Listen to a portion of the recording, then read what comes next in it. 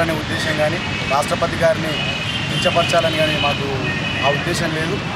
కేవలం ఈ లక్షలాది మంది తెలంగాణ విద్యార్థులోకం కానీ తెలంగాణ ప్రజలు కానీ ఏదైతే కోరుకుంటున్నారో ప్రత్యేక తెలంగాణ రాష్ట్రం కావాలని, ప్రత్యేక తెలంగాణ రాష్ట్రం రావడం వల్ల మా ఉద్యోగాలు, మా నీళ్లు, మా నిధులు అన్నీ మా ఆధీనంలో ఉంటాయి అనే ఉద్దేశంతో ఎవరైతే ఉన్నారో వాళ్ళందరి వాళ్ళందరి అభిప్రాయాన్ని నాకు ఒక అవకాశం వచ్చింది కాబట్టి ఆ అవకాశాన్ని సద్వినియోగం చేసుకుంటూ నేను రాష్ట్రపతి గారి ముందు వ్యక్తపరచాలని తప్పితే రాష్ట్రపతి గారిని అవమానపరచాలనే ఉద్దేశం కాదు, ఆ ప్రోగ్రాం అడ్డుకోవాలనే ఉద్దేశం లేదు. ముఖ్యంగా ఏంటంటే రాష్ట్రపతి స్థాయిలో ఉన్నటువంటి భారతదేశానికి ప్రథమ పౌరుడిగా ఉన్నటువంటి వ్యక్తిని కలుసుకొని మాట్లాడే అవకాశం మాకు రాదు కాబట్టి ఈరోజు ఆయన మా ఉస్మానియా యూనివర్సిటీ స్నాతకోత్సవానికి వచ్చిన సందర్భంలో మా అభిప్రాయాలను మేము తెలంగాణ రాష్ట్రాన్ని కోరుకుంటున్నాం.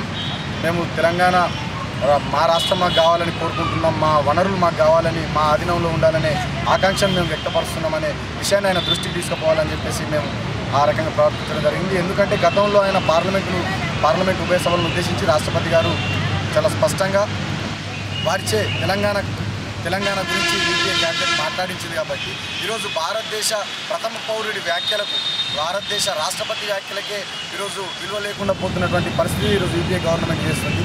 కాబట్టి మేము ఈ అంశాలన్నింటినీ మళ్ళొకసారి చర్చకు తీసుకురావాలనే సదుద్దేశం కొద్దీ మా లక్షలాది మంది తెలంగాణ విద్యార్థుల లోపల ఉన్నటువంటి అభిప్రాయాన్ని మేము ఆ రోజు వ్యక్తపరచడం జరిగింది. అంతే.